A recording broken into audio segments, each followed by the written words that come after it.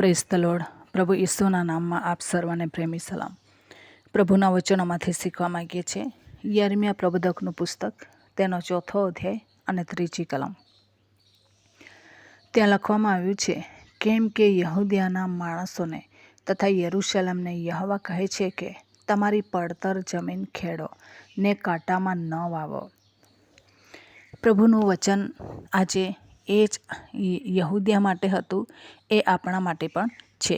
અને એ પ્રભુનું વચન આજે આપણને પણ કહે છે કે જો તમારે વાવણી કરવાની છે તો તમારી પડતર જમીન છે, અત્યાર સુધી એ જમીનનો ઉપયોગ થયો નથી, એ જમીનમાં જો તમે બીજ વાવવા માગો છો તો એકવાર તમારે એમની ખેડાણ કરવું પડશે, એ જમીનને ખેડવી પડશે.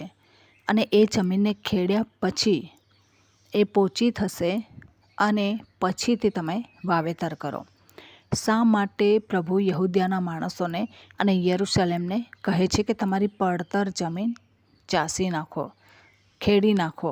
એ પ્રમાણે કહે છે. આપણે ખેડૂતોને જોઈએ છે, આપણે પણ જમીન વિશે થોડું ઘણું જાણીએ છીએ.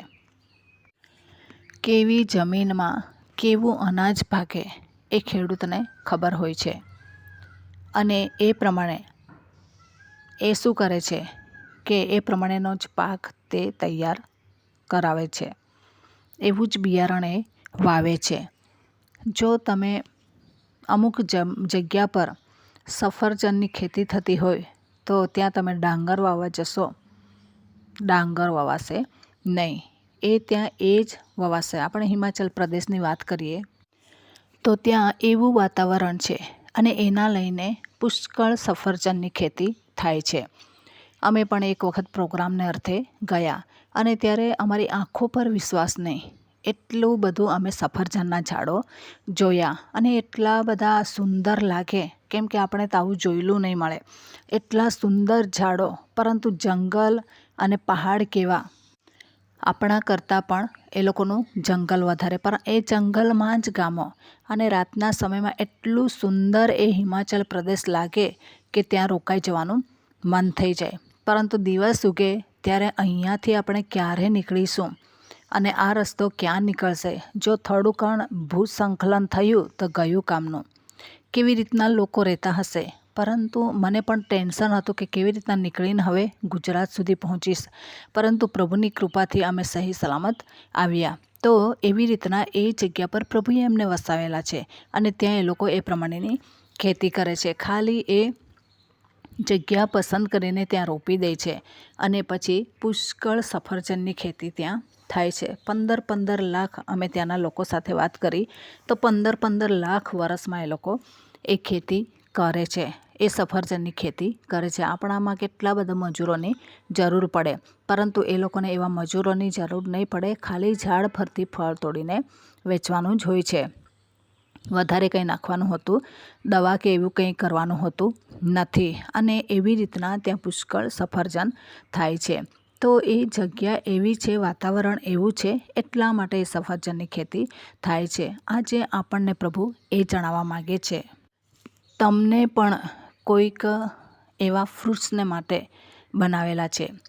જ્યારે આપણે બીમાર પડીએ છીએ એવા સમયમાં ડૉક્ટર કહે છે કે તમે ફળફળાદી ખાવો, અને આપણે ફળફળાદી ખાઈને સારા થઈએ છીએ. એમાં મેઇન સફરજન ફળ આપણને મોટે ભાગે ખાવાને માટે કહે છે. મળવા જાય તો પણ એ સફરજન લઈને જાય છે લોકો. તો એવા બીમાર વ્યક્તિઓને માટે એ ઔષધિ છે. એવી રીતના પ્રભુ આપણને કહે છે કે જો તમારી જમીન વ્યવસ્થિત રાખો, હિમાચલ પ્રદેશનું વાતાવરણ એ સફરજનને માટે માફક છે. એવી રીતના આપણે પણ અમુક ફળોને માટે એવું વાતાવરણમાં રહીશું, આત્મિક વાતાવરણમાં રહીશું, તો ઓટોમેટિક આપણા જીવનમાં ફળો આવશે.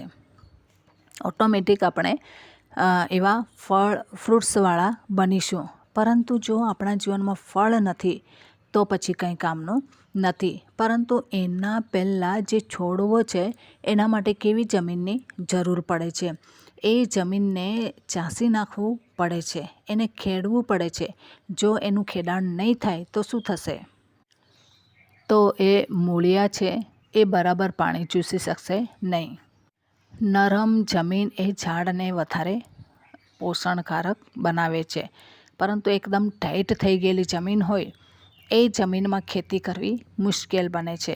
અને એવા જ લોકોના હૃદયો હતા. અને એના લઈને પ્રભુ શું કહે છે કે તમે તમારી જમીનને, હૃદયરૂપી જમીનને ચાસી નાખો અને એમાં કાંટામાં ન વાવો. તમારા જીવનમાં જે કડવાશ આવી ગયેલા છે, એકબીજા લોકો પ્રત્યે કડવાશ, આના પ્રત્યે કડવાશ, તેના પ્રત્યે કડવાશ, એ તમે દૂર કરો. અને ત્યારે તમારા જીવનને ચાસી નાખીને તમારી જે હૃદયરૂપી ભૂમિ છે એને ખેડાણ કરીને પોચી બનાવો, કે જેથી ઈશ્વરનું વચન એ જમીન પર પડે, એ હૃદય પર પડે તો એ સારી રીતના ઉગે. સાથે સાથે એને જમીન પોચી છે એના લઈને પોષક તત્વ, મૂળિયા, એમ તેમ બધી રીતે એ સુવિધાજનક રહેશે. પરંતુ કઠણ જમીનમાં મૂળિયાને પેલો ખોરાક શોધવાને માટે મુશ્કેલ બની જાય છે. પોચી જમીનમાં સહેલું બને છે.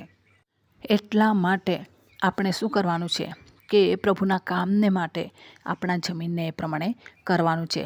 જો આપણે વ્યવસ્થિત આપણા જમીનને નહીં તૈયાર કરીએ તો આપણા માટે કશું થવાનું નથી. તો આ દિવસોમાં ઈશ્વર આપણને કહી રહ્યા છે કે તમારી પડતર જમીન, અત્યાર સુધી કશું જ તમારા હૃદયમાંથી ઉગ્યું નથી, કંઈ પણ જાતનું વાવેતર નથી થયું, તે તમે સાંભળો અને તમારા જમીનને તમે પોચી બનાવો, નરમ બનાવો અને પ્રભુના મહિમાને માટે એમાં જે પણ બીજ વવાશે એ સારું ફળ આવી શકે એના માટે તમે એ પ્રમાણે કરો. તો આપણા જીવનમાં આપણે તપાસીએ કે આપણા જીવનમાં શું કડવાશથી ભરાયેલું છે, આપણા જીવનમાં શું પ્રોબ્લેમો છે કે જે સારું ફળ આપણે આપી શકતા નથી, છોડવો સરસ પોષણ મેળવી શકતું નથી. એ બધી બાબતો જોવાની જરૂર છે. અને જોઈને પછી પ્રભુના મહિમાને માટે આપણે પ્રભુ જે કહે છે તે કરવાની જરૂર છે. તો આ વચન પ્રમાણે જીવન જીવવા પ્રભુ આપણને સહાય કરે. વચનનો આશીર્વાદ પ્રભુ આપણને સર્વને પૂરો પાડે. આમેન. પ્રાર્થના કરીએ. પ્રભુ, અમે તમારો આભાર માનીએ છીએ, તમારી સ્તુતિ કરીએ છીએ. રાજાઓના રાજા, પ્રભુઓના પ્રભુ તમે છો. દયાના સાગર તમે છો. કરુણામય ઈશ્વર પિતા તમે છો. માર્ગ, સત્ય, જીવન તમે છો. તમે અમારી સંતાવાની જગ્યા છો. તમે અમારા કૃપાનિધિ છો. તમે અમારા ભલા પરમેશ્વર પિતાજી છો.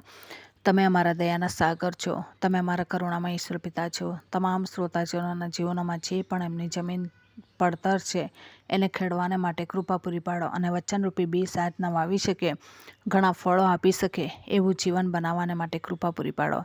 એવી ખાસ પ્રાર્થના અમે તમારી પાસે કરીએ છીએ. અત્યાર સુધી તમે અમારી પ્રાર્થના સાંભળી છે, હવે પછી પણ તમે પ્રાર્થના સાંભળશો એના માટે આભાર માની છે, સ્તુતિ જ કરીએ છીએ. આદર, માન, મહિમા, ગૌરવ, સન્માન તમને આપતા આ પ્રાર્થના પ્રભુ ઈશુના મૂલ્યવાન નામની અંદર માગીએ છીએ. Amen. Thank you. Praise the lord. God bless you. Amen.